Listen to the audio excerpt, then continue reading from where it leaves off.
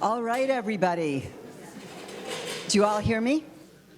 That's the beginning.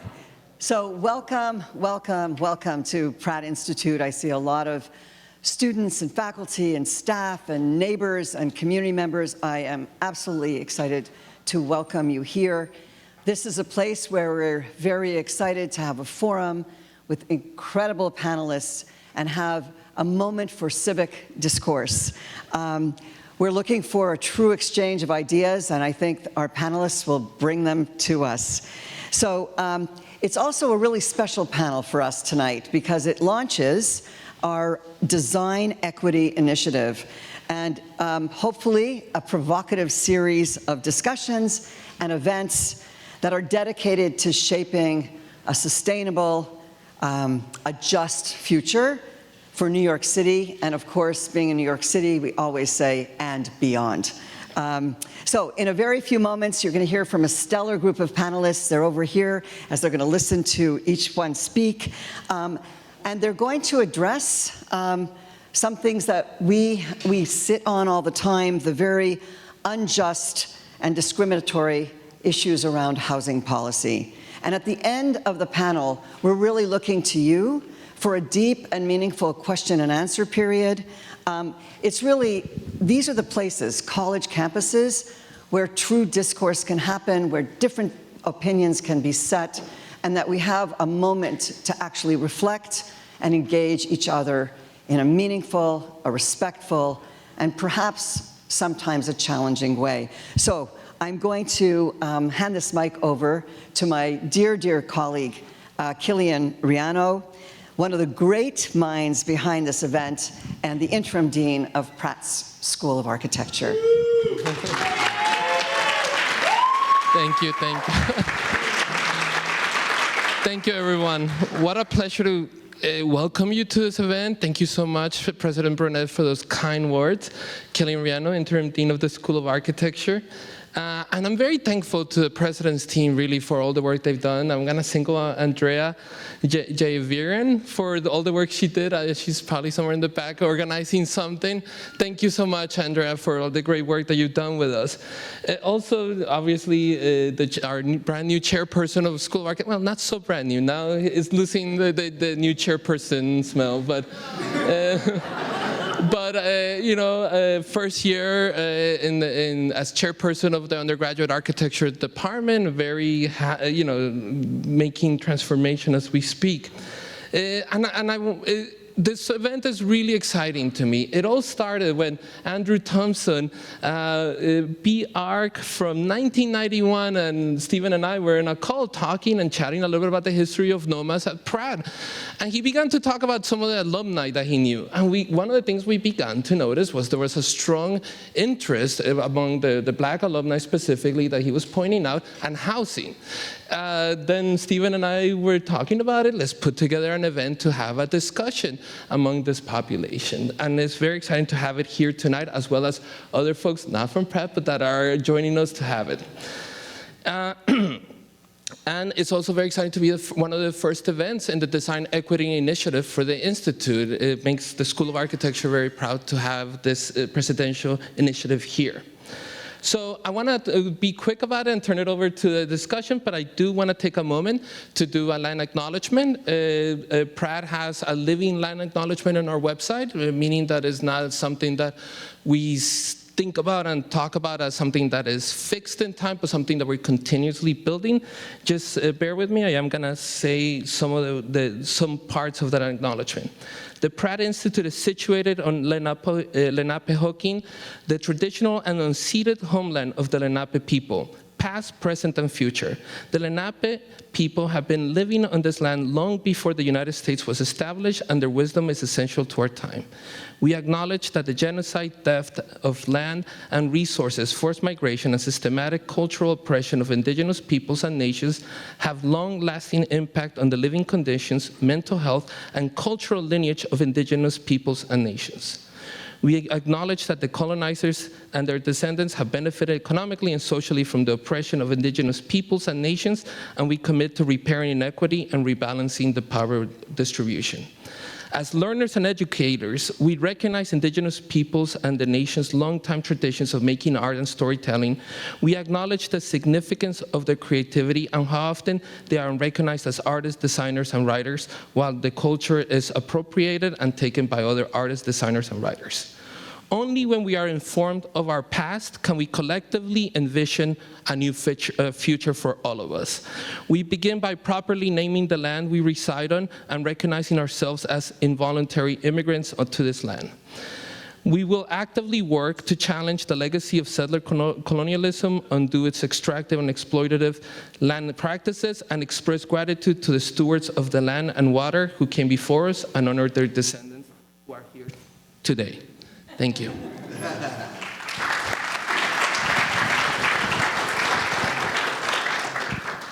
Good evening, everybody. My name is Jerrod Delaine. I'm professor here at Pratt, also DEI chair for the School of Architecture. And it brings me so much joy to have this event, to have you all here with us, to have our new dean, our new chair. This is truly an amazing moment. So to kick things off, I'd like to welcome Andrew Thompson.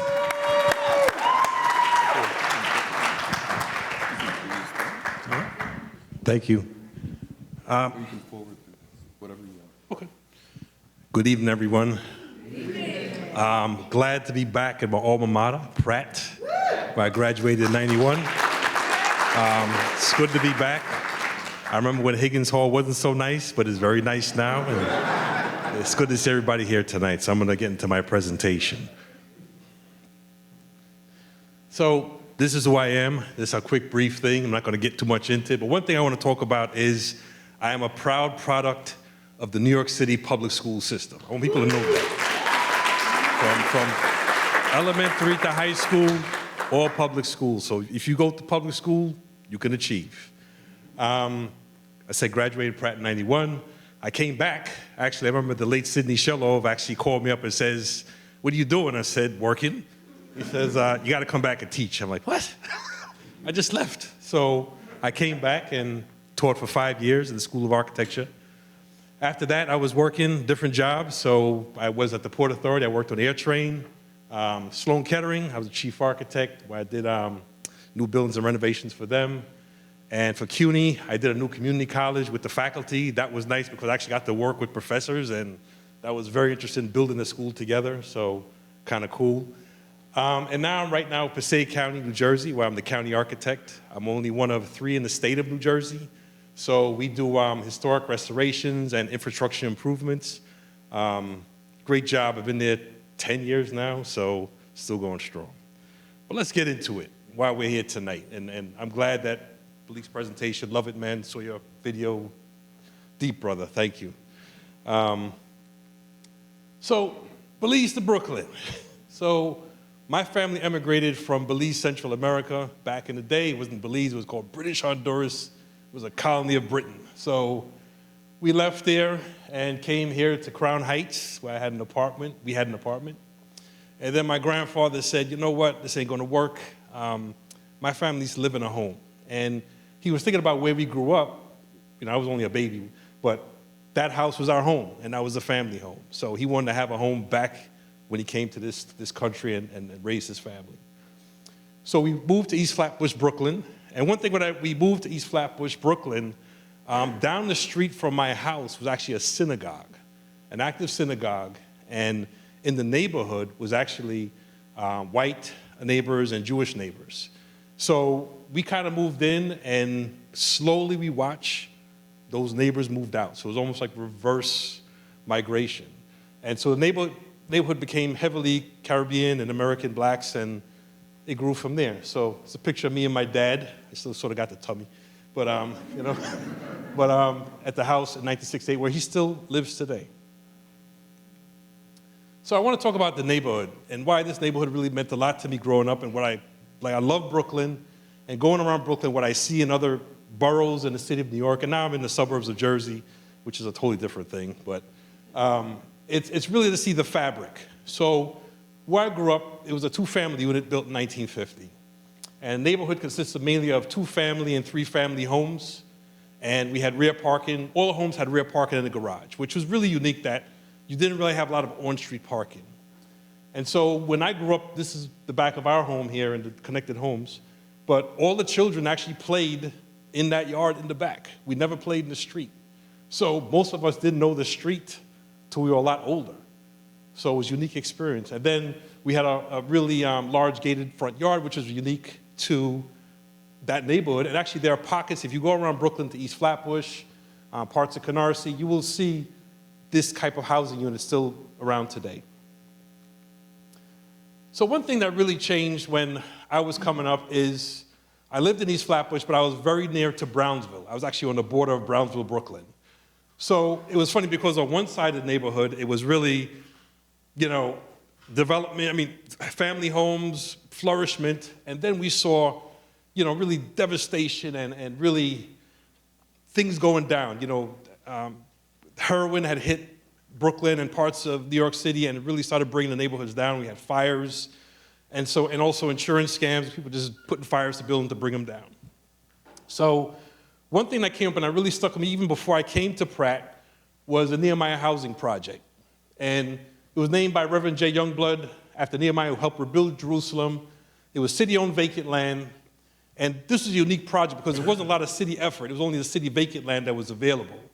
And so local churches, community organizers, and some officials in the city of New York went to build affordable housing without federal assistance. It could have been a lot more successful, but it was really reluctance of city officials to provide the vacant land for the projects that we wanted to build, or what they wanted to build. So this is what I used to see when I used to take the number 3 train, going across the IRT line, which was Saratoga Avenue, and every day was just this blight, So, and this is where I grew up.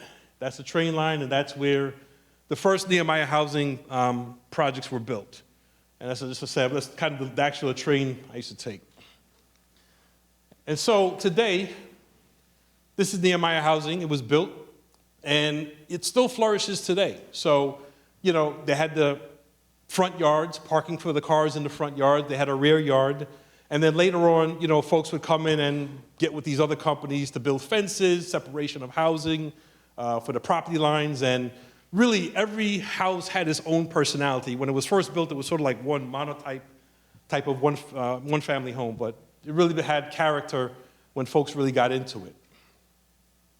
So after this, really where are we going today after Nehemiah? And why don't we really see more Nehemiah or these type of projects today of what's available in the city of New York?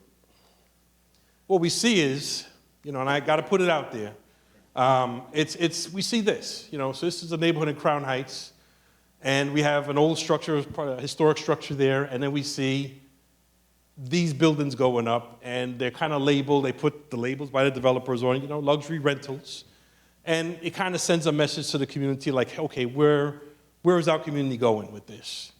And I think discussions we'll have tonight is really, I put the question mark, affordable units, We could build housing just like Nehemiah did, we build housing for people in the community, but how do we make it affordable, make it for everyone?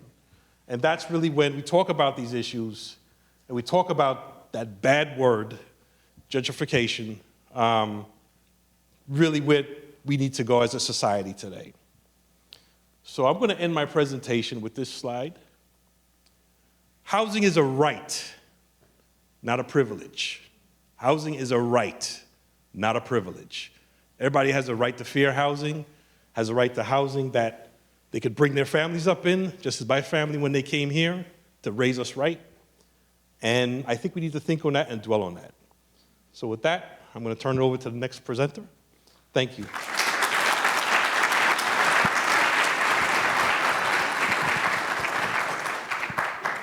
Next, Rodney Leon.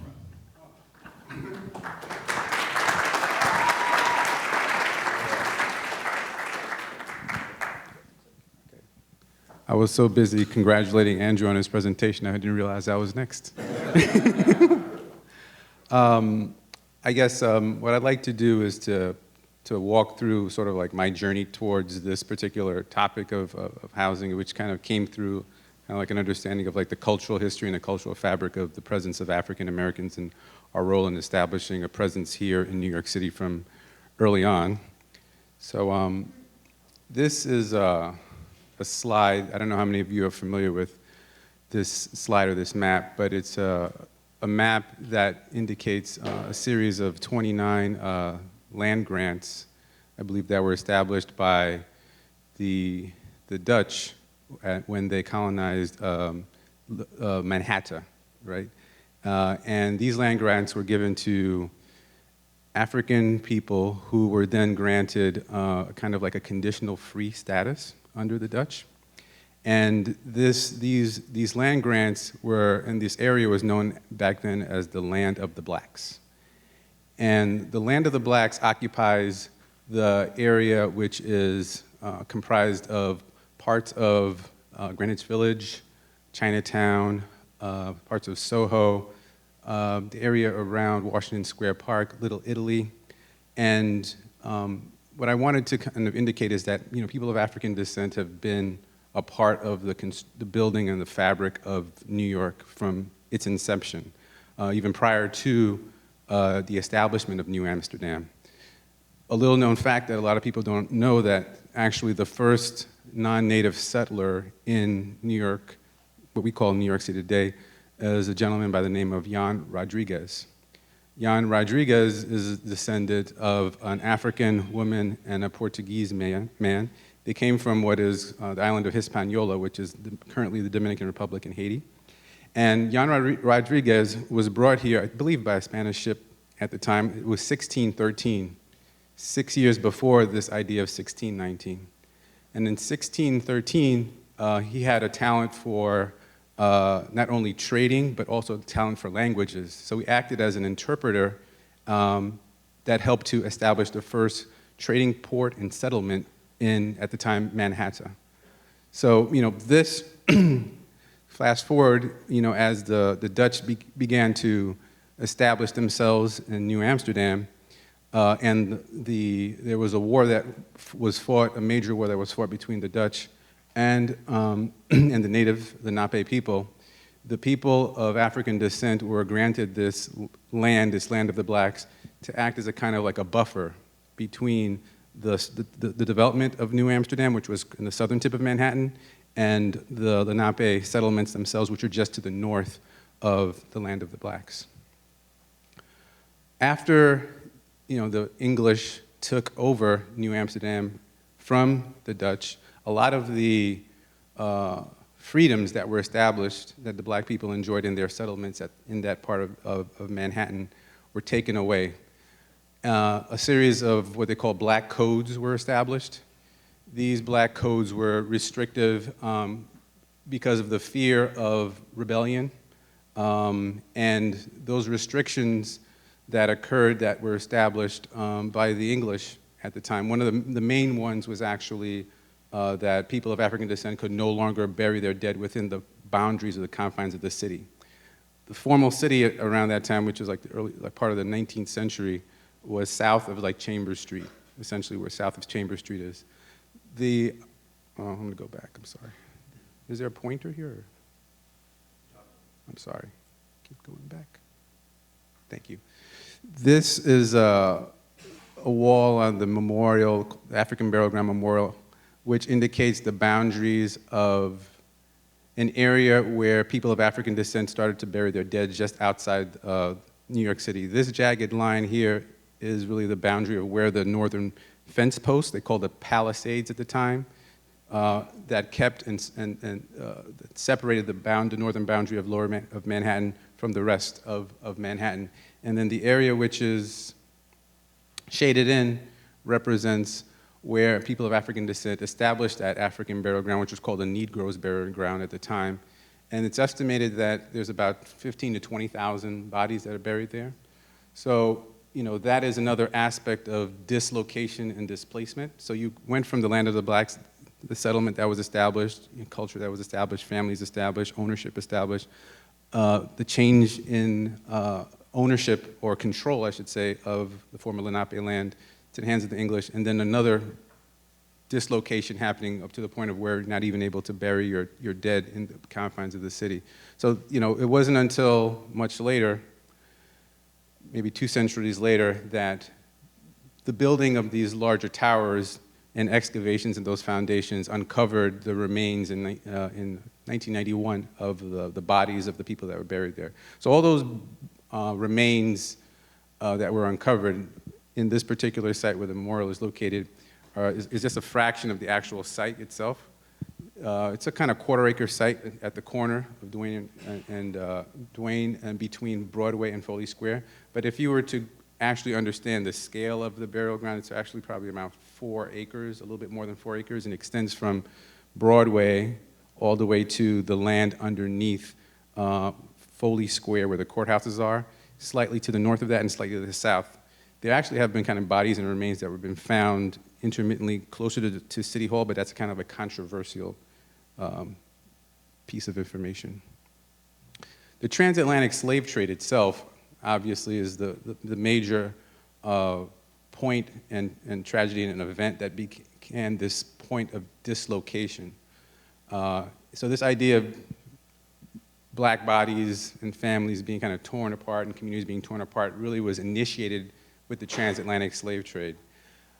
This monument, which is the United Nations monument to the transatlantic slave trade and to human trafficking and contemporary slavery, in some ways, through this memorial and the previous memorial, the idea is like, how do we begin to reclaim this history, these hidden histories? How do we begin to heal these kind of conditions and claim cultural spaces, public spaces, as part of a process of like reclamation as communities of color? And also, how do we communities, not just communities of color, but everybody begin to kind of start to take responsibility for that history and to try to see of ourselves as kind of a collective community, a collective identity. This monument sits more prominently in the idea is that it's about, okay, how do we now, even if it's a small effort, begin to kind of reclaim our space within the confines of a city. This is an interior shot of the space inside the memorial that kind of addresses the middle passage and it addresses other aspects of that history. This dislocation, this idea of the pulling apart, the fragmentation, the transformation of culture, the dispersal of culture, is a theme that I think through cultural spaces and through sacred spaces and through, obviously, spaces for communities to live and thrive are things that you can use, I think, design to begin to kind of express.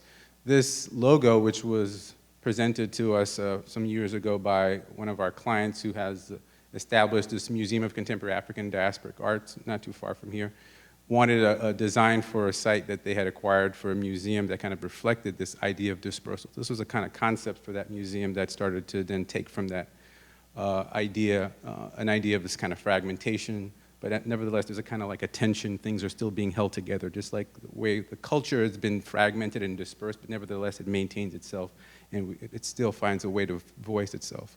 It was also inspiration for an idea about a hip-hop museum that we conceived of, where you can kind of see the movement and the dispersion, but also that idea of that flow and that culture kind of holding itself together. This idea of like the void and the fragmentation, et cetera. So it's another vision of that. We began to start in our practice to begin to also acknowledge the significance and the importance of the church and other sacred spaces as a kind of like a glue that holds African American, particularly African American communities together, but also many immigrant communities in the United States. But specifically, the role of the church as a communal space, starts to become something that is also a political organizing space, a space where kind of like social services and other things can happen. So, we have, this is a design for a church in the Bronx, which was primarily immigrant Caribbean community, English-speaking immigrant community that we had designed. And then you have also like more traditional African-American churches that as communities are trying to age in place and to maintain themselves, begin to take control of, let's say, modifying historic fabrics of existing churches and make them more accessible. So you need elevators, you need modern lobbies, you need modern infrastructure in a lot of these spaces. So this is a historic church, Convent Avenue Baptist Church, that we did an extension with another young architect who tragically passed away. This is its current condition right now. One of the things that we've been doing in our practice has been to work with a lot of these faith-based institutions that are often aging, with infrastructure that is ancient, not ancient, but infrastructure that is old and crumbling, and them not having really the capacity financially or otherwise to be able to take on the needs to renovate and to update themselves and make themselves financially resilient in order to fight back against like some of the development pressures that they have. So not only do you have like these old dilapidated structures that need a lot of development and repair and restoration work, but you also have the costs and the expenses and the lack of land in New York City and other places. So one of the things that has happened is that we've been trying to find ways to make these communities much more financially savvy and more resilient, and to begin to create opportunities for these communities to begin to either develop affordable housing for themselves or partner and joint venture with developers that are more like-minded, that they can then become not victims of gentrification, but maybe partners in the development process. So we've learned a lot. This is an image of, actually I'll go back, an image of a church which is originally founded by French-speaking Huguenots. It's on 16th Street between 6th and 7th Avenue in Chelsea and Manhattan. It was falling down. The community is primarily French-speaking, West African, and Caribbean congregation. And they wanted to keep the church no matter what, even if it was kind of falling down. So we had to figure out a way to see if they could do that, but at the same time, raise the millions of dollars that they needed in order for them to kind of stay in place and to renovate the church. So we established a joint venture relationship with a developer. They are 15% owners of the development. The church was restored to its original condition with new infrastructure, with mechanical systems, lighting systems, et cetera. But they were able to kind of maintain the existing church. This was like an image of it in process being developed. The other slides in the upper right. Oops, I don't know what happened there. In the upper right is also a project for a church. We began to start to really kind of collaborate and work with other developments and other architects to come up with strategies for sites that are underutilized. This is a site in Brooklyn, which is a senior housing project that the church was a HDFC sponsor of, essentially a not-for-profit sponsor of. In this particular project, not only did the church develop the affordable housing, the senior housing, but we made it so that they have 10,000 square feet of space condoed out in the development, which is going to be a commercial community facility space that is meant to be for supportive uses for the seniors in the building themselves. So HPD essentially has their standards above the space that for management of those units residentially, but we're looking right now for a tenant to lease out the space that would do, let's say, senior wellness as well as healthcare services in that project. And they also negotiated that after the 25 years compliance period with the city is over, the church is going to then be 100% owners of the building. So that means that there is a certain amount of equity and value and maintenance there. There's kind of like diversity, equity, and inclusion. This is the equity piece, right, of that whole thing. There's a little slide also on the bottom. Oops, keep doing that. Lower left-hand corner. This is a community space that's on the ground floor of this church. The church is actually on the upper level. That is essentially donated out to local organizations in the community in Chelsea. So before this whole project came about, Alcoholics Anonymous and other organizations that are local to the neighborhood usually maintain meetings and spaces like that. So that space is essentially kind of like donated out to other smaller community groups and organizations, artists, and others that want to use this space still in the church, so that they still have a place to go to after the development is there. The church is still there. And this idea of kind of like maintaining long-term resiliency, both economically and spiritually, I think is part of the strategies that we're working to kind of like combat some of the things that we're talking about this evening. Thank you very much.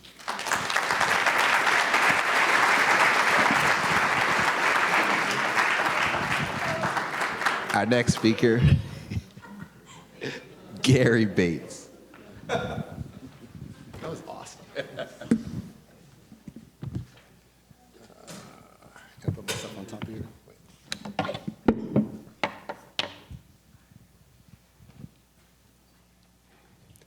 25 years ago, I gave a lecture. I was young, precocious. I gave a lecture at the NAACP in Chicago. I was, I would say, front and center in the master's house. And so I came and just talked about this prolific architecture. You can ask me afterwards whose house it was. It was a big house. And so I did not understand at that age the importance and the opportunity and the agency, and I regret it to this day, which explains exactly why I'm here today, to make amends for missing that opportunity. So unlike then, I didn't have notes. I just came and talked and showed amazing works of architecture, projects that I was doing all around the world. Today I have notes. I'm going to go through them meticulously and try to... Today I'm nervous. You know, I speak all the time, but today I'm nervous. I don't want to miss this opportunity one more time. Yeah, I have a clicker. So that was then. I'm sporting kind of the box top. But rather than showing work, I just want to say a few things to kind of provoke a conversation for us. So I'm going to talk a little bit about housing and tell you a little bit about myself. I left in 1991, despite the collective amnesia of Americans, not dissimilar from today. I left in August of 1991, I think it was 5 months after the beating by Los Angeles police of Rodney Glenn King. The reason I name that is 30 years later I come back, 1 year after George Perry Floyd Jr., and wondering why I came back. And everyone asked me, they don't just ask me like, hey, what are you doing here? They're like, why did you come back? You had everything there. You were in Europe. I have a practice in Oslo. I have a practice in Riga, Latvia. I have a practice here now in New York called Make. In Oslo, it's called Space Group, and in Riga, it's called Anvil. And I came back, let's say the correct answer is I came back for my mom, but the real answer is I came back for this conversation, and I felt that it was time to come back. I teach at Columbia University. I've been teaching, I've kind of made the rounds. I came back, I connected with Stephen. Thank you for having me. And after making the rounds and going to finally here for the first time, but at some of the best universities at Cooper Union, Cornell, Syracuse, Columbia, GSD.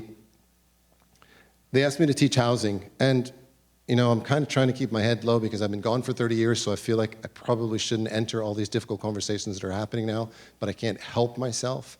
I realize being an adjunct, it's great because actually it's like an open relationship. They do what they want, I do what I want. So, except only one person is actually enjoying that relationship, you know? The other person is nervously trying to secure their position constantly. Me, I didn't have that because I do have these other offices and I can always say I'm out.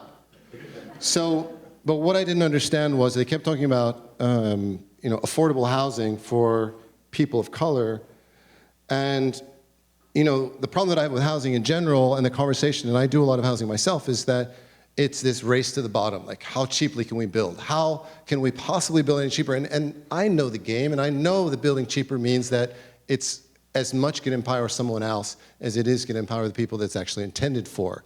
And so I became really kind of disconcerted about that notion. And on top of that, so here's a site that my students did last semester in Mott Haven. And I said, well, you know, I'm not really interested to talk about affordable housing.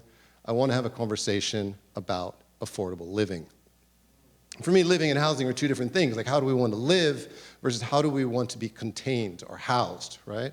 And I think until we understand how we can live as a community, then I think the issue of housing, because we know how to build. We know how to build cheaply. We know how to, we're on top of what new materials are coming up. We have massive kind of systems. We know how to operate BIM. We know how to reduce our material use. We know how to decarbonize. We know those conversations. And there are technicians who are strategically masterful at reducing every square centimeter, millimeter of cost.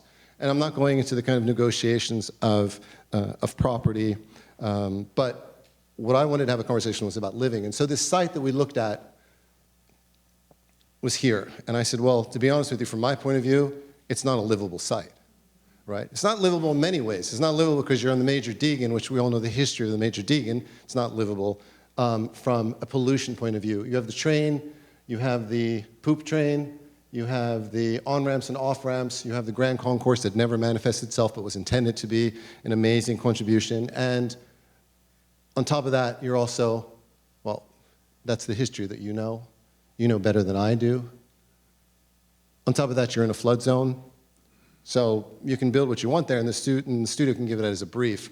But we actually then looked into the neighborhood. Now, interestingly enough, for whatever reason, they stretched the photo so you can't read what it says, but there are approximately 10,000 different configurations of housing. This is not me, this is the United Nations. They've identified 10,000. 50 is the primary ones they're operating with, but there are 10,000 different 2 bedrooms, 2 bathrooms, 2 bedrooms, 1, 2, etc., that we all know, that lives in this ISO world. The ISO world is actually not really our world. ISO is, again, a conversation that we should have, which sets certain standards and norms. But what I would like to do is I'd like to propose a step change, like I said, to talk about from housing to living. Specifically, housing as an architectural construct to living as a social framework. How can we reposition a conversation about living not based on maximum ROI, but on social equity, fairness, community, contingency, and family? In these contentious times, all the more evident during the COVID pandemic, not unlike the social instability of 1991, a time of racial reckoning and climate colonialism, I see living as a new spatial agency and a new possibility for architecture.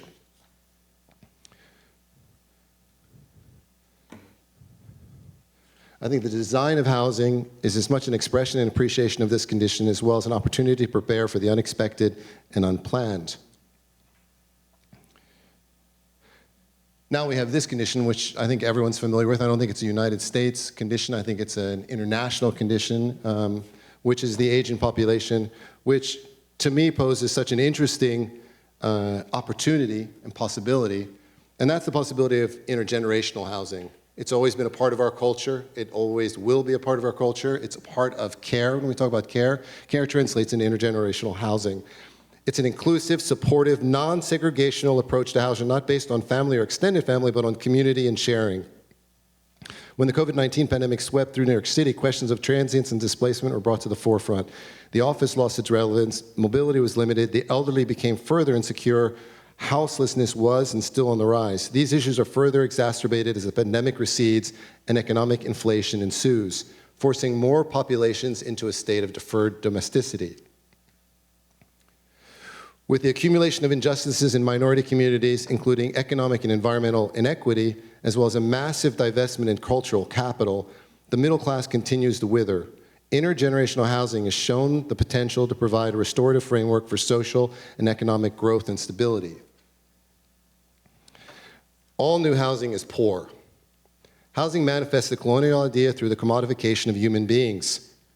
Working inside the master's house, architects are complicit in remarginalizing, deprioritizing the epistemologies of POC communities. The developer-driven logistics of contemporary housing in the context of an ever-liberated expansion of ISO power are built on one premise, the reduction of complexity to minimize risk and maximize profit, and as such, a race to the bottom. When I think about it, every architect that I know in the city here lives in a brownstone or lives in something similar. We don't live in the buildings we build for ourselves. We don't live in new architecture. If possible, kind of ironic enough, and we should actually do a raise of hands at the end to see where people actually live, to see which house we're in. So how do cultural and socioeconomic differences affect our understanding of space? How does our territorialization of space differ? What are the artifacts and tools that we use to demarcate our personal space? How does space perform differently for different people? I'm not going to show that project now, but I'll come back to it. There's an undeniable link. This is Mark Bradford, Los Angeles-based artist. There's an undeniable link between gender, racial, ethnic, social, and climate injustices, and with the emergence of the new generation of climate colonialism in the guise of New Deals, accords, and talks, racial lines are increasingly stratified with the persistence of structural inequalities that benefit some and disadvantage others. On a global scale, on a local scale, on a system scale. What is really affordable? And this is something really important to me in this conversation about affordable that keeps coming up. Is energy affordable?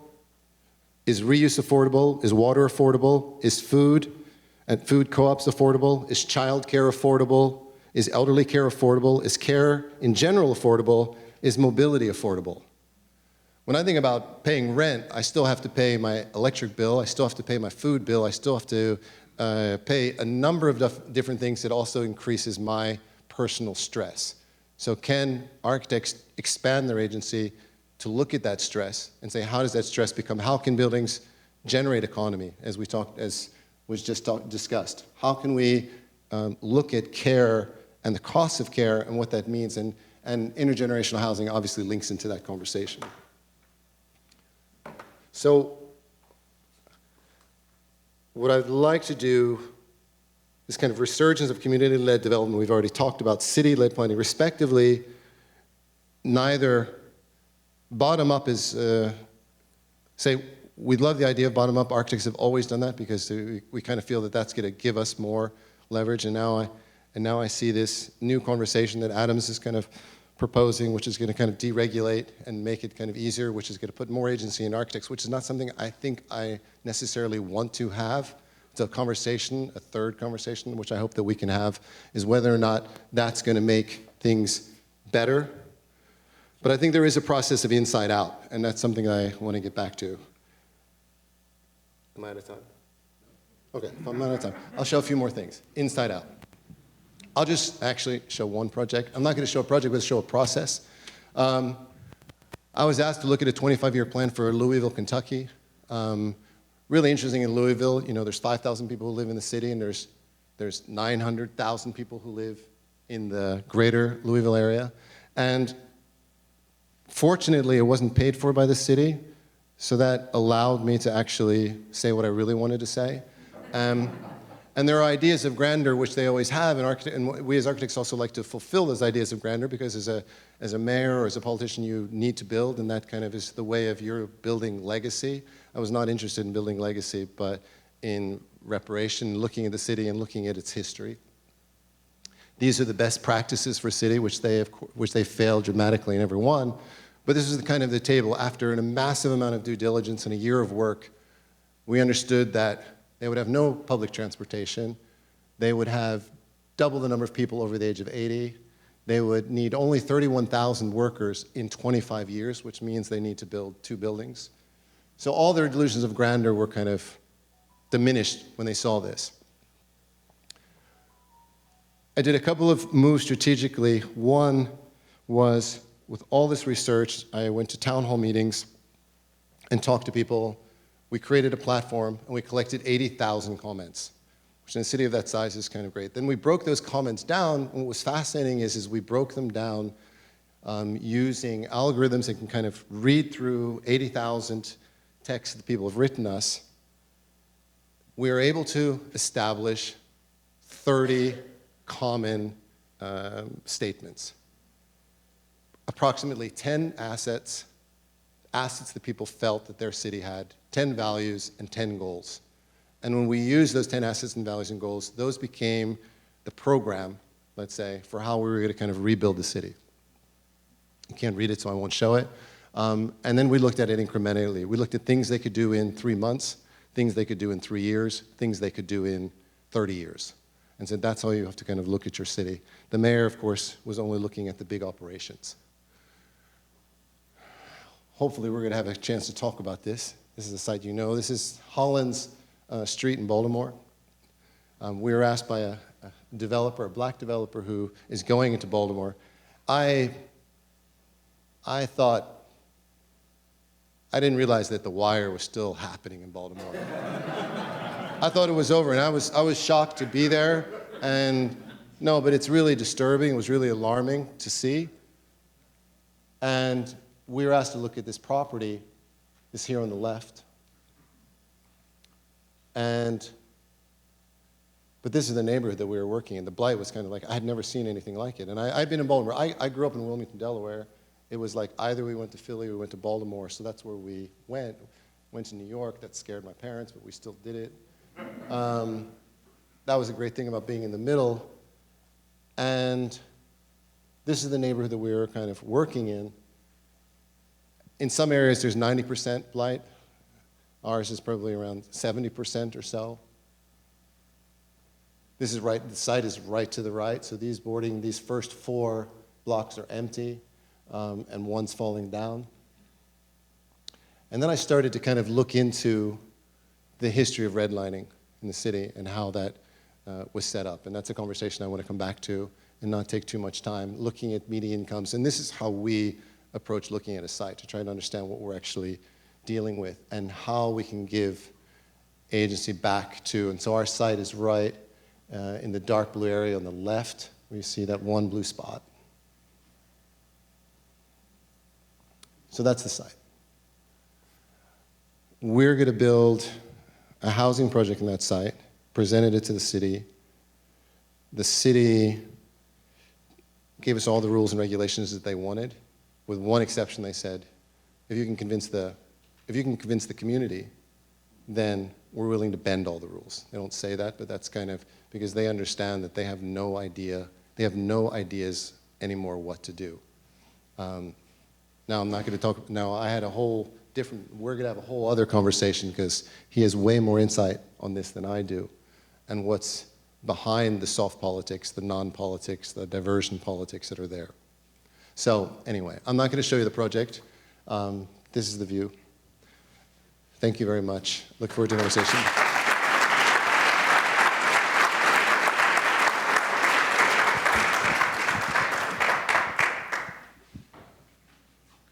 Our next speaker, NOMA President, Pascale.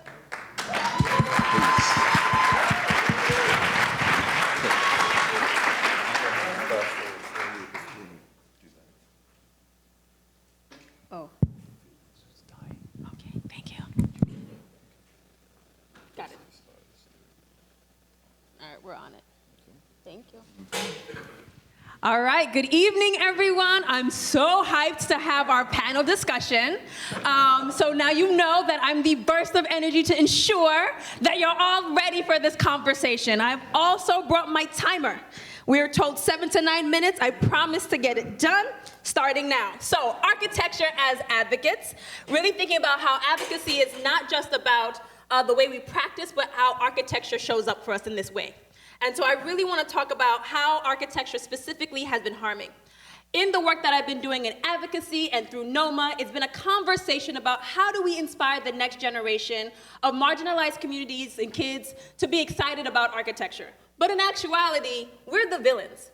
Because when they deal with a community, an environment that's decrepit or falling apart, and then they deal with the scaffolding, the detours, the rodents, the noise at all hours of the day and night, the project that is actually revealed afterwards is rarely for that community. It's actually a signifier that their culture is being erased, that they're not allowed to be in those spaces, that soon affordability in those spaces are not possible. So this is not a misconception with us in society, but the accurate depiction of the relationship that we have fostered as a profession and not serving the people that we're here to be for. So as I ask you all, y'all killing my time. As we're going to have conversations about how architecture can be used to inspire, to heal, to realize justice, I also want to make sure we talk about how architecture could be used to oppress. And I don't need to go at length because my fellow panelists covered most of it, but I do want to talk about Robert Moses for a hot second because we've been told that this is an extraordinary person and really transformed our community, but he was an avid racist, right? And he did not like undesirables, and that's not just people of color, but also immigrants. And so for his beloved Jones Beach, he did not want us undesirables going to this beach, and so he mandated that every overpass bridge of the Southern State Parkway be 9 feet or shorter to make sure that we couldn't take mass transit to get there. So this is a manifestation of someone's racist ideals that has been perpetrated through architecture. So now us as architects, are we manifesting that and allowing that to occur and to move forward? We have a responsibility to not. So when we talk about projects like the National Memorial for Peace and Justice, which I affectionately call the Lynching Museum, there are a lot of people who are upset. Why would you have a piece of architecture that speaks to this horrible past? And then I question, what past do you mean, like 5 minutes ago? Because we are obviously always inundated with imagery and videos and footage and news of modern day lynchings. And if you are upset by pieces of metal hanging from the ceiling, I need you to bring the same energy when black and brown bodies are hanging from trees or being murdered in streets. And when we talk, I'm definitely not gonna make the 9 minutes. So now when we talk about projects like the National Museum of African American History and Culture, I wanted to talk about how this was actually efforts to build a museum on the mall dates back to 1915. It is a 100-year advocacy effort to make this project come together. And the response is African Americans had not significantly contributed to society to warrant that museum. So this project itself is the testimony that we have and we continue to do. It is also a project that has been designed and developed by an incredibly diverse team. And it is our safe space for us to send our artifacts, our important documentations, the things that speak our history and make it a great place for it to be. So when we think about architecture, we think about black lives, black spaces, it is about how we're living, not just where we're housed. And so we're also thinking about our heroes and how we embed them into our everyday lives. So J. Max Bond Jr. is a very important character for New York, but really for the industry. He has been transformative in those ways, and I'm really proud of the New York chapter of NOMA that was able to get the 162nd Street renamed after him. And that's right, we need to start embedding our heroes into these spaces so that the students and family members can see that street and research and find out who is this individual, why do we need to know that? So think about your local heroes and start filling out the formwork to make sure that our community represents that.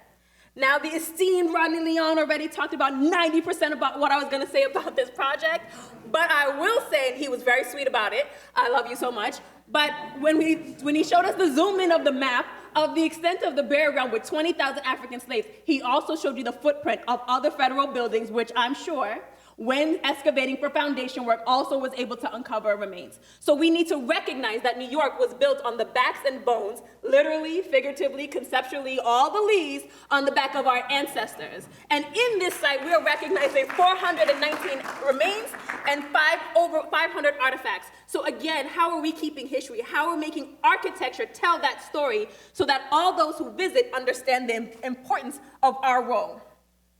I'm also an architect that believes in environmental justice, right? So this is 888 Boylston, the highest performing speculative office building in Boston. Really talked about sustainability from both a passive and active platform, and really thinking about all the ways how our architecture specifically is not just extracting from the earth, but how are we also giving back? How are we making things better and not just pulling away from things? The Cleveland Foundation headquarters, now this one is really want to talk to you about it because on the lower center of your screen is a site plan or a ground floor plan. This client built 40% larger building than they needed. Everything indicated in yellow is community programming. They built almost an entire floor that's dedicated to the community and had community board meetings to understand what are the community spaces you already have, what are you missing, and so that we can design a structure that encompasses that. So thinking about a client who's like, I'm not just gonna build what I need, but how can my project also serve the community that I'm entering? And what you see in the center of your screen is the transition in the block between the public transportation and the Huff, which is a black community, and what that walk looks like and feels like. And so the transformation about how architecture, again, tourists in the way that it is at the ground floor and pulling through the community in the way that we're representing is, again, another way that we need to challenge our clients to think about how they can also have a role, an equitable role, in finding justice in the world. Bronx Point. So we've been talking about Bronx a lot, so this is going to definitely be a topic. I want some questions. This is a 542 affordable housing unit project in the Bronx. It has in the podium the first ever brick and mortar hip hop museum. It also has a significant amount of community engagement programs at the base. We are also beautifying the Mill Pond Park. And why that's important for me to state is when we did community engagements for this project, and not just once in a community boardroom with like cold pizza and some soda, but throughout the process of developing the project, overwhelmingly comments said they wanted more barbecue grills in the park. And the developer client said, Pascale, like, that's not even our purview. And I said, it doesn't matter. You're in a position to acknowledge what the community's saying.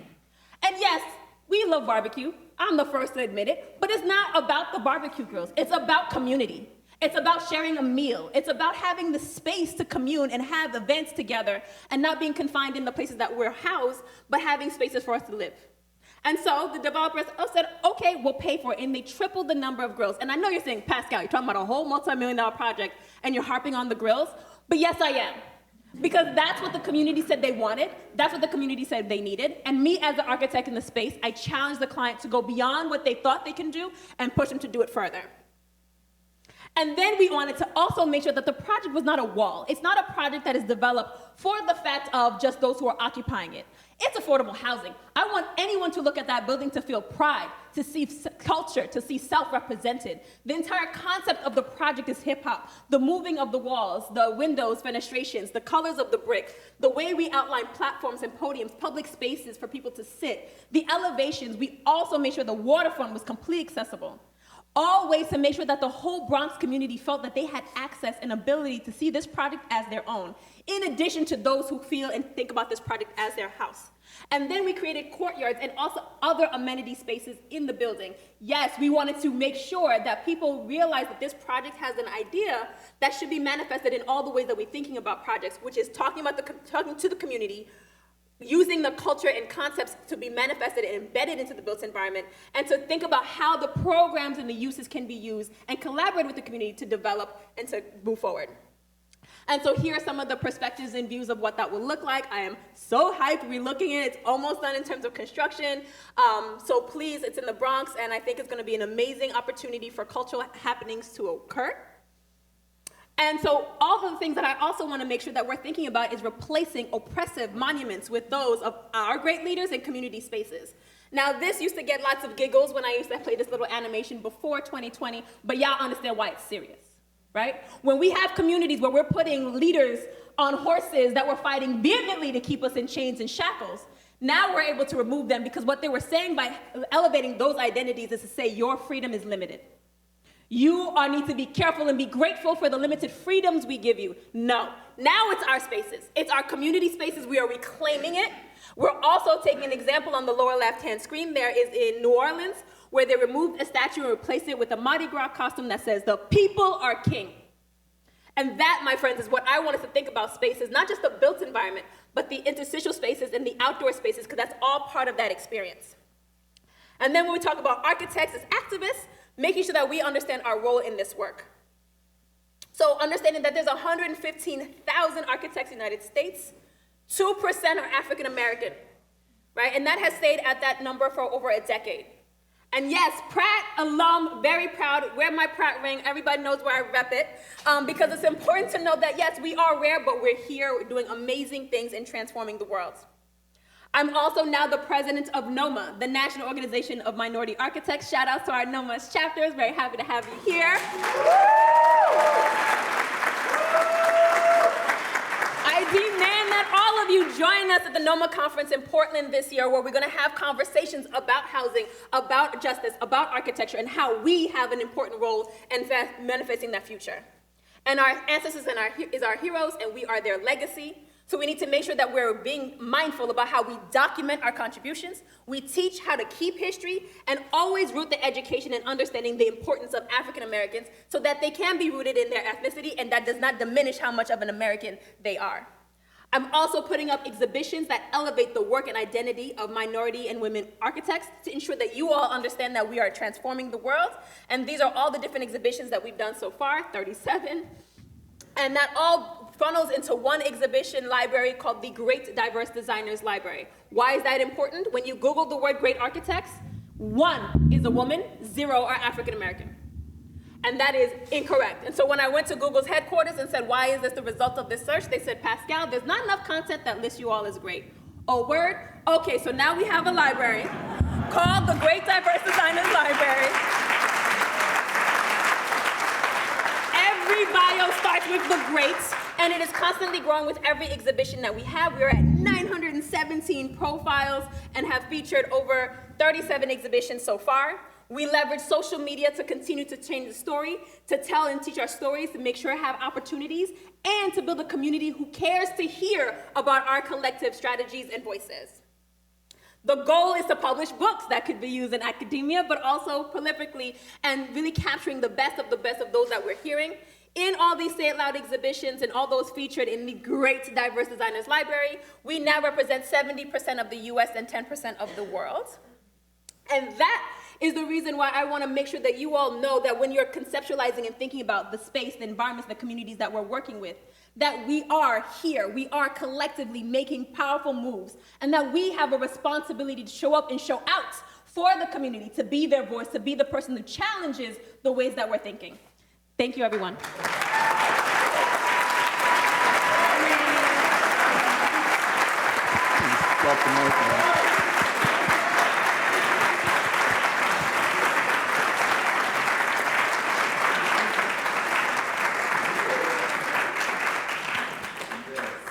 Absolutely incredible. And let's see you guys top that. Please, panelists, please have a seat. Can I ask for the house lights, please?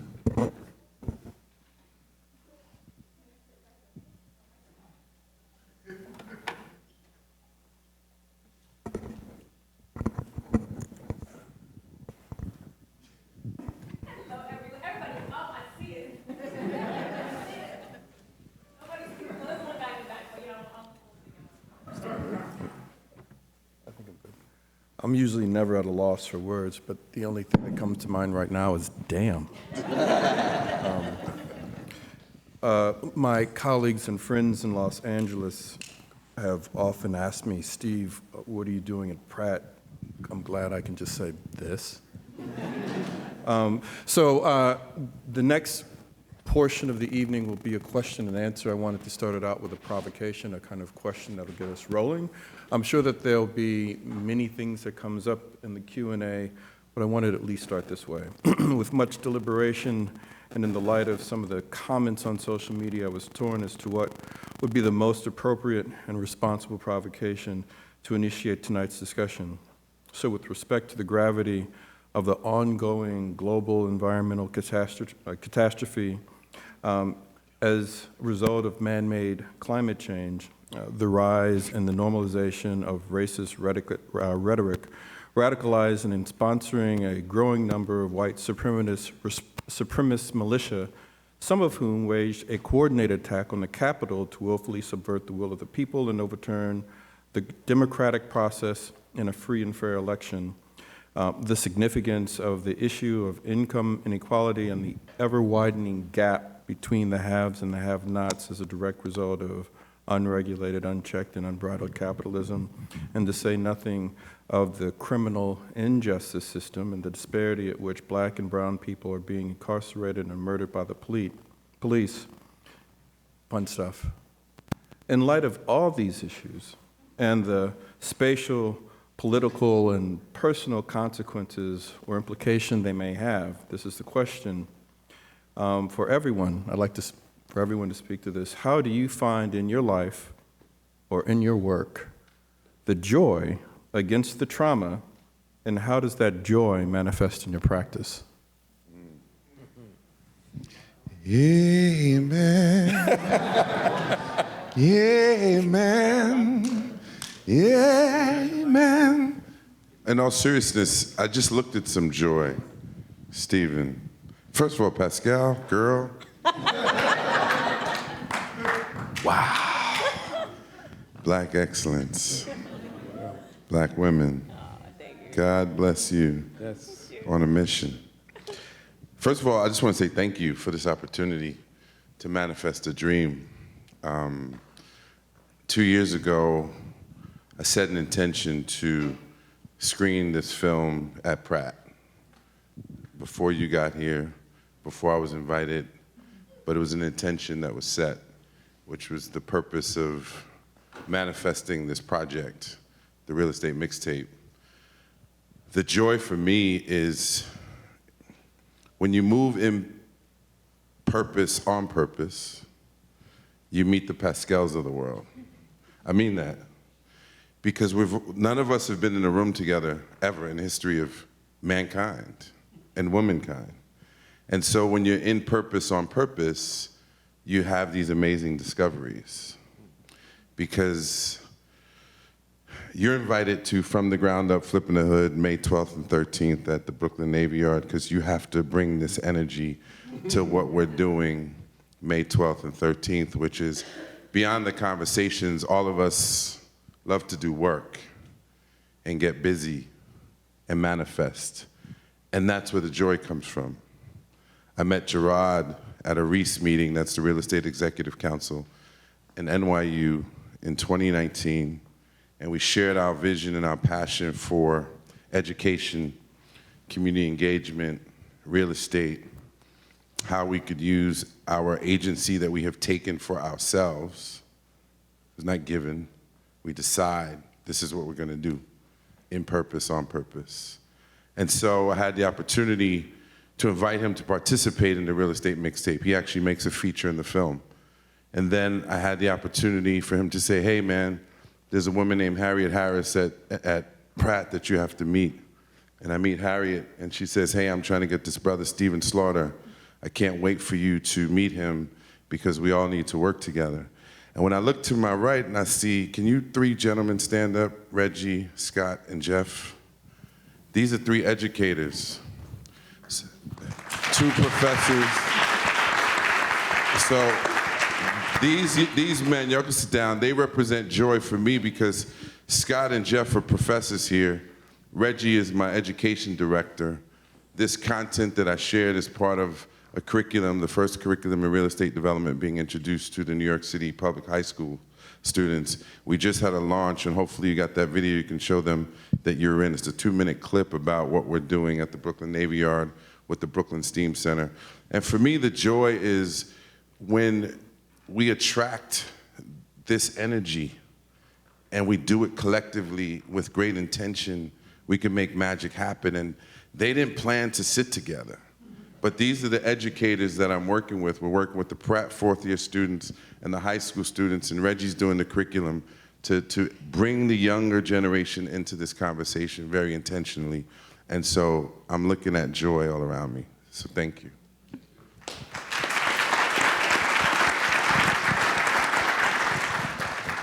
Pascale, always so gracious. The joy for me really is, you know, I've been in this business over 30 years. And one thing you can say is that people who are in this room tonight, some of who know me, is that I'm always stayed in the back of the room. And I say that because my joy is pushing those who are in front of me further. So between Pascale, between Rodney, we've all met through different phases in life. When I saw these people, I said, they gotta go further. I gotta push them on a platform to move ahead.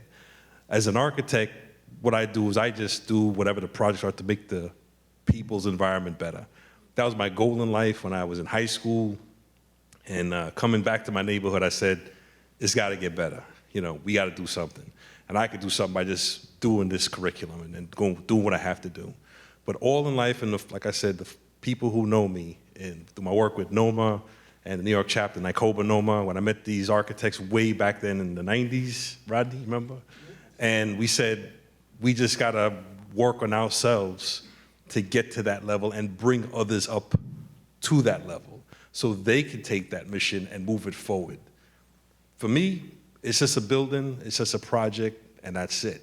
But for those, like when I see Pascale and the energy and the accolades, when she walks into a room, all the stuff that comes around her, that just like I just sit in the back and says, that's it. You know, and then Rodney for his project and what he's been doing, you know, it's just amazing to see his transformation and his career. It's beautiful.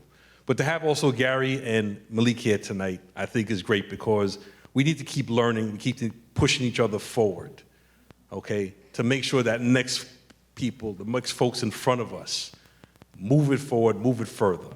And that's the whole thing about what we do. And for me, that's the joy. If that doesn't happen, I have no joy. But as long as that process and that continuum happens, I'm good.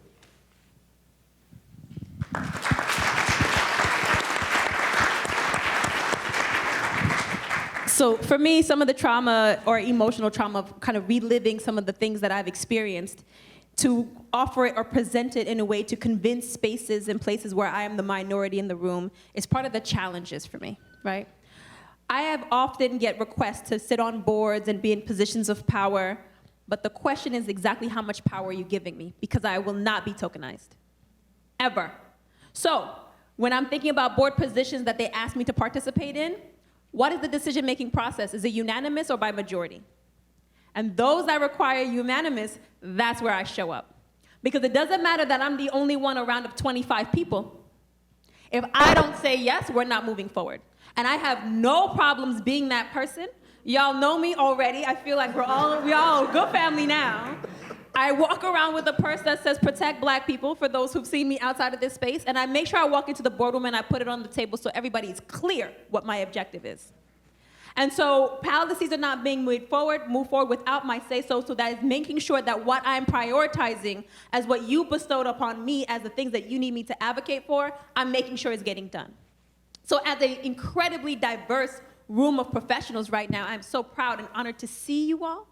And I want you to understand and claim your power in these spaces. Do not let yourself be used, exploited in any way. Understand and keep your purpose in front of you, know your mission, and then really strategize in a way to be able to leverage that to make as many opportunities for as many people as possible. That is always my joy. Oh, and also Xavier.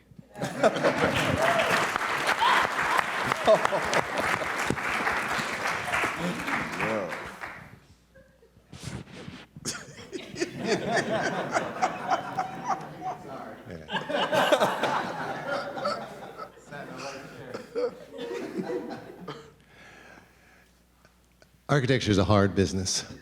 It's hard in so many kind of levels because, I mean, first of all, when I look at the students that I'm teaching now today, you know, what they have to deal with versus what I dealt with when I was educated is so radically different, you know, that it almost is paralyzing for students. You know, when they come into that studio and they have to deal with social justice, the environmental kind of decarbonization of the world, when they have to deal with the rising sea levels, they have to deal with the fact that most of the building materials they know of are detrimental to our life and our society. And you're putting that all on them. I mean, we dealt with theory. You know, we read governmentality and Foucault and Derrida, and we read cool stuff that we thought we knew what it was about and kind of used that to kind of have an argument about architecture that we knew really nothing about. And then I look at what they have to kind of address.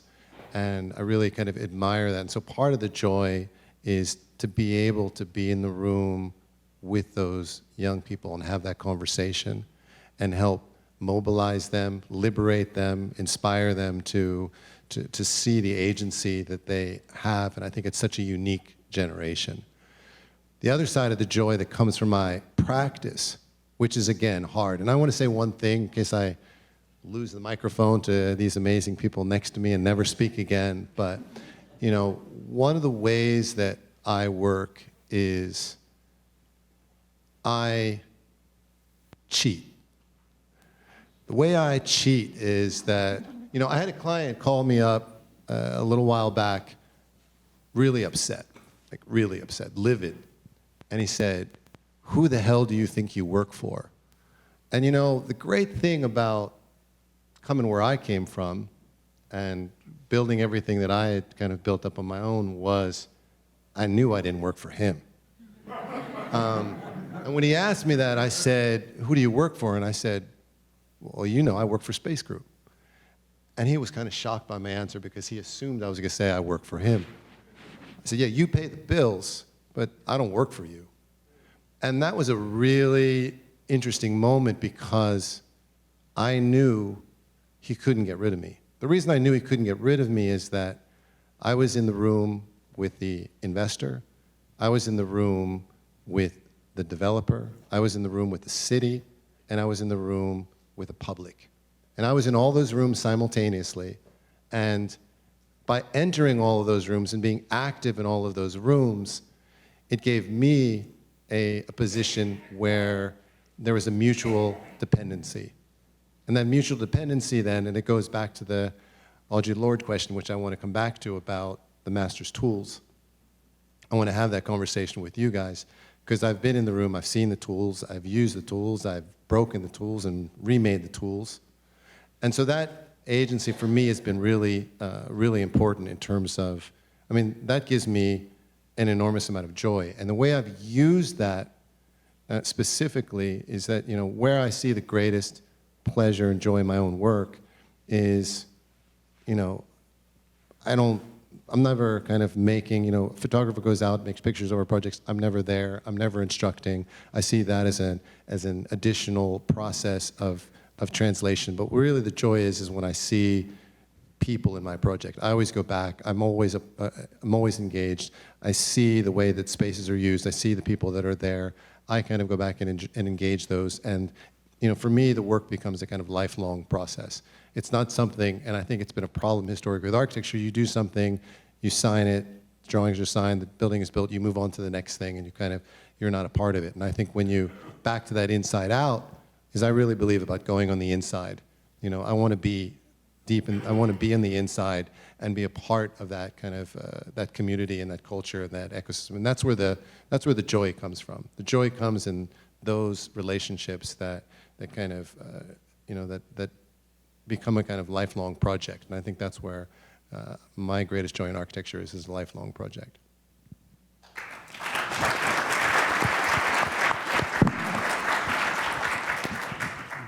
Thank you. I guess for myself, it's more about, less about joy, but more about, in some ways, hope. And because I do find through architecture, I'm very thankful for the, you know, I'm an alumni of Pratt 1992. I've also,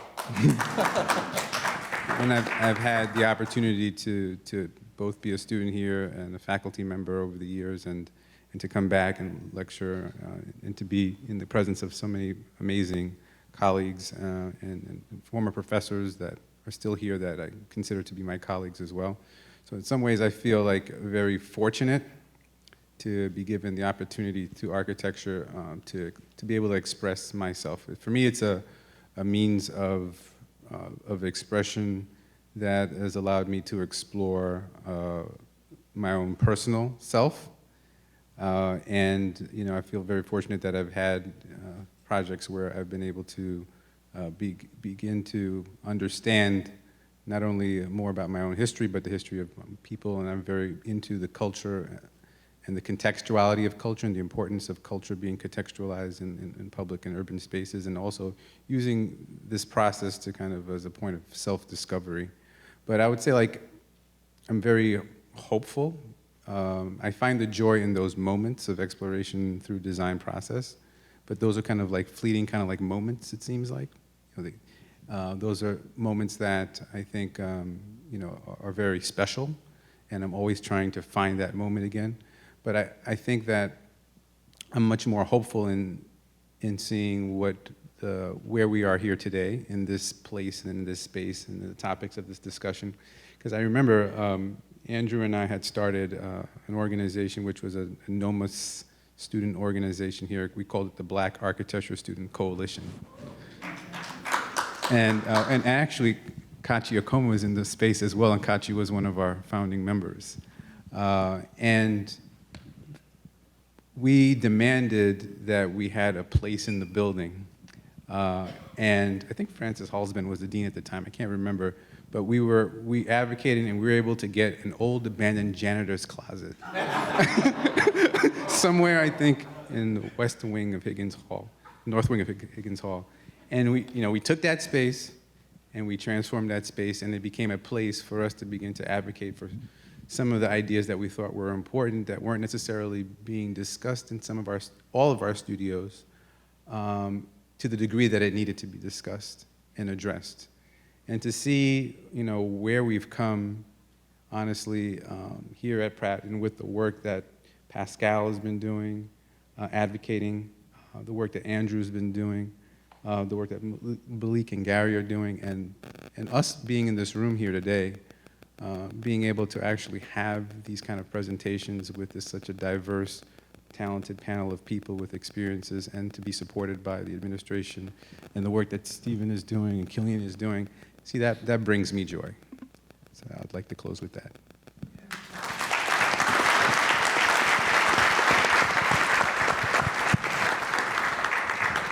So as much as possible, we wanted this to be an open forum. So we're opening it up for questions, comments from the audience. I can, or Jerrod can, hand anyone who wants to ask a question.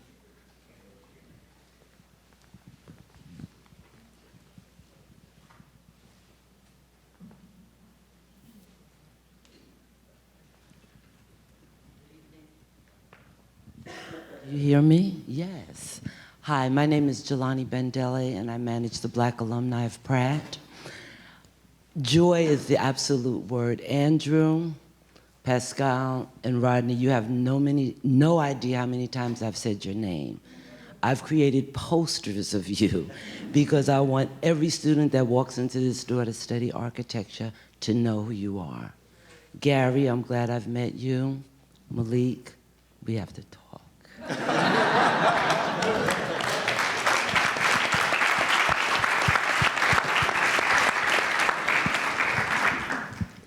So good evening, everyone. I'm Bernelle Greer, and I run an organization called Impact Brooklyn. So we are a nonprofit developer. And recently, our governor has announced that there's going to be sort of equity in housing and having sort of places where it's not in my backyard being able to be built. There's a push right now to have, I think we really need to look at her bill and really look at where there's already perhaps too much and making sure that it's equitable, not necessarily equal. And I would like to know what you actually think about some of the things that are coming on. And if you had a magic wand, how would you make things different today? And I don't like to call it affordable housing. I like to call it income-targeted housing. Mm-hmm. And I credit a lobbyist that I know, Adjaye, who has said that to me, because when you look at places like Barclays Center, where there was the promise to have affordable housing, and it's 165% of area median income to, and that's not affordable to anyone in these days, and the promises have not been kept. One other thing, because I need to do just two commercials. One is that Atlantic Avenue is being redeveloped. So there is Crystal, our councilperson, Crystal Hudson, is having all of these forums. And so we please ask. There are actually, Black people aren't showing up. So we want to make sure that we have the voice of folks coming out to those meetings. And then the other thing is, at Impact Brooklyn, we are hiring. So if you're interested, please make sure that you stop by. Crystal is doing one on Monday, isn't it? Like the 27th, her next one? She has a steering committee meeting on Monday, and then afterwards she's going to start the rotation again. I know she's doing a panel on the 27th because she actually asked me to be in it, but I won't be around. But just if you want to know, there's something Crystal Hudson is doing on the 27th, I believe. Yeah. Or the 28th, which is a Monday. Or whatever that is. You can look at it. But does anybody want to respond to the comment about equitable development, creation of housing in cities and communities? Yeah, so I hear your question, and thank you for that fact on income-targeted housing, which I think is very important. One thing I could say is, and Pascale has touched on this a bit, is when we were running Nycoba Noma back in 2007, 2009, my vice president, Jimani Stewart, rest his soul, me and him got together along with a former member who said, we got to go talk to our elected officials. So we went up to Harlem, we went to Abyssinian Development. We went to make sure that we spoke on the facts that need to happen in our community, whether it be opportunities for architects, but also opportunities for our people. And that means, again, you saw one of my slides, housing is a right, not a privilege. And the fact that, housing should be available to everybody who goes for it. In saying that, I think we have to really keep an eye on legislation, and I'm glad you mentioned that the governor is putting that out there. And I'm in New Jersey with AIA, and one thing that I do every week is we look at all legislative actions by our governor in the state that affect either housing, architects, and we keep commenting on that. We have our members respond to that, and I think as architects in this room, that's one thing we have to do. If we sit back and do nothing, like you were saying, you're gonna mention it to us, we're gonna hear the facts, we're gonna leave here, and it moves on.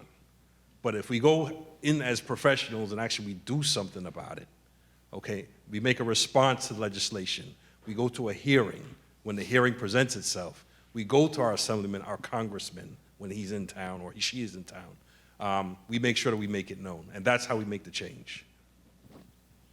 I've also had the pleasure of participating in something called like Capitol Day with the AIA, where we're able to go to the Capitol and meet with all of our elected officials. We also take a look at what is being on the pipeline and seeing what are some of the things that they're talking about and how the policies that they're putting forward.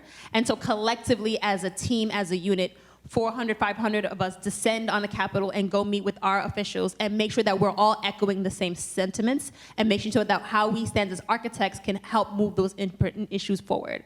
So when they're talking about making schools more safe, right, and pushing bills about having more metal detectors, et cetera, at the door, or ways of creating more safety in that capacity, we're able to offer other options and other approaches that does not create an unjust space, but also think about architecture and how we can use those tools and how we need to be in the position of power.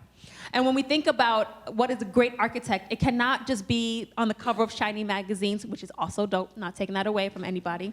But also it's us being in those positions, in those political spaces and holding office. That is also empower an important space for us to be in. We are activist architects. We are citizen architects. We need to participate and recreate our relevancy to our society by holding those spaces and coming into those spaces. We are beyond when products become brick and mortar. We are problem solvers, synthesizers of complex information. We are visualizers. We can take these concepts, these policies, these steps, and make it digestible for everyone to understand and be able to actively participate in. We can take the language, the vernacular of architecture that can be exclusive, of policy making that makes it unattainable by much, and create words that make it logical and common for everyone to participate. Because if you cannot speak the language, you are not part of the conversations. And what we want is for our voices to sing and to echo and to resonate in these spaces, and for us to have a powerful voice in the way that we're framing our society and our spaces. But beyond just us as architects, but us as humble servants to society, and be the conduit for what they need for us and what we need to do to move that agenda forward.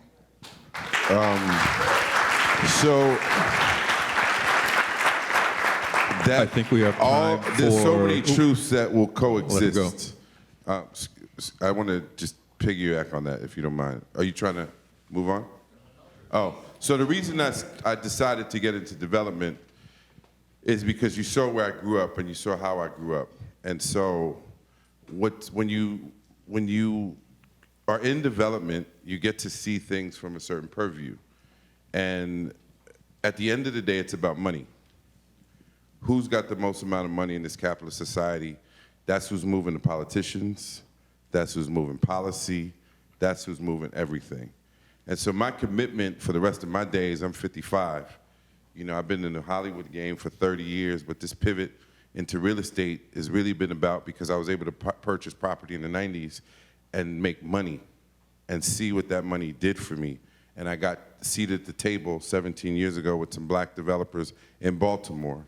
We put $168 million in the ground in Baltimore. So when you operate at that level, and I was just the apprentice learning, some brothers said, you want to learn this business? Let me give you a seat at the table. And so I humbly sat as that servant so that I could learn how the built environment came to be.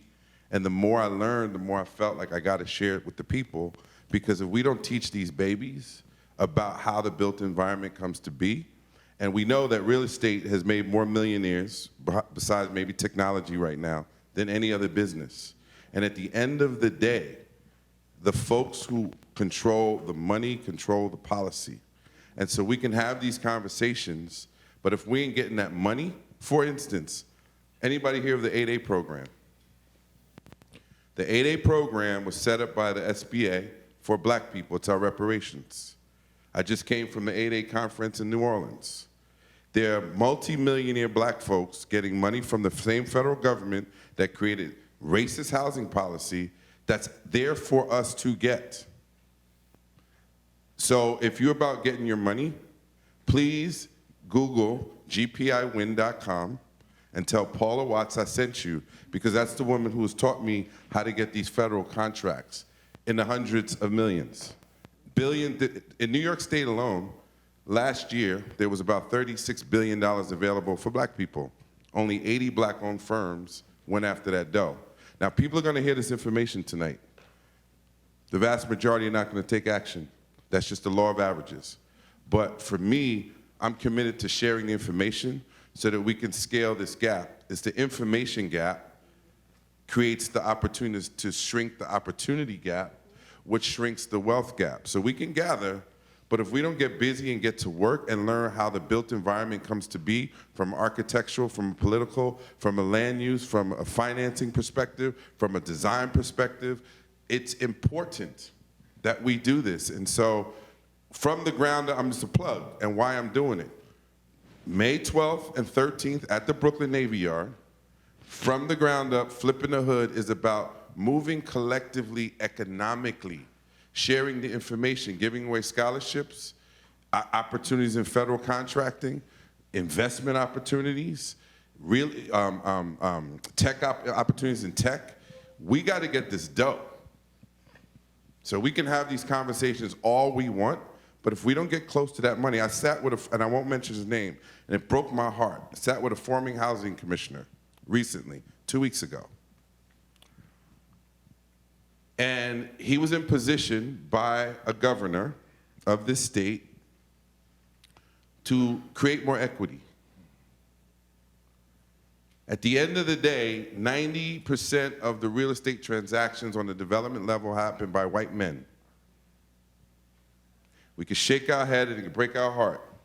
And he was in position as a politician appointed by the governor to move the needle until he started moving the needle. And they say, yo, we not getting what we used to get.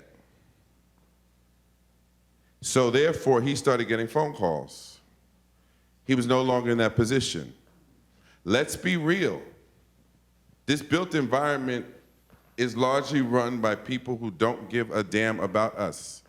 And so unless we're committed to the entire ecosystem of what it means to be in the built environment, architects, where's Jerrod? That's why, as an architect, he got into development. So we have a project in Nashville, Tennessee. We're one of a group of five teams. It's Don Peebles, McKissick, Moody Nolan, him, and I was just asked to come into that deal. That is being in purpose, on purpose. I didn't study this. I don't have any college degree. I don't. I just decided this is what my legacy is going to be. I know how I grew up. I grew up in affordable, that was Mitchell-Lama. We can advocate for that, what you talked about with the Nehemiah housing, but we have to be in the game fully, not just in rooms having conversations about the problems.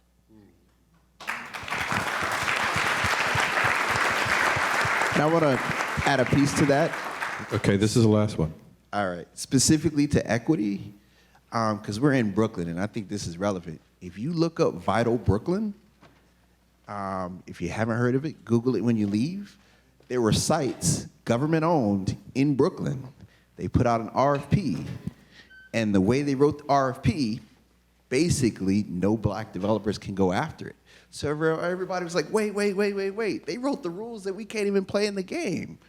So a group of black developers advocated, went to the state and said, no, you can't give away land in a black neighborhood to developers that aren't, right, connected to those neighborhoods. So they actually helped them write policy that the winning developer was required to have 30% ownership by a black team. And if you look it up, there's 2 teams now that have won. Rob Horsford's team, love Rob, he's awesome, and Chris's team. That is generational wealth. Both of those projects are billion-dollar projects. They advocated and said, no, you can't do this, right? And those are great firms. Like Horsford's firm is amazing. Apex, look it up. Chris also. Both of those are second-generation firms too. So there was very intentional thought put in place. Rob's father was a property manager in Harlem, and Chris's father was a property manager also. He's one of the largest black property managers in the city right now. So I want to respond to your point about equity. That is one way, advocating, making sure that the policy lines up with the communities, that these things aren't just written and then we look up one day and see it in the paper that this building was given away in the community. And if you look in America, the vast majority of personal wealth in America is in our home.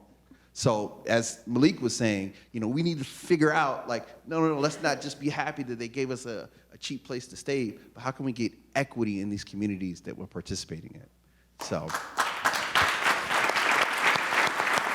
And with that, I think we have to close because we have to get out of here. We don't have to go home. So I'd like to thank the panelists for all their words, the presentation, their energy.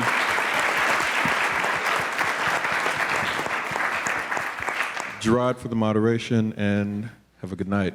Good night, everybody.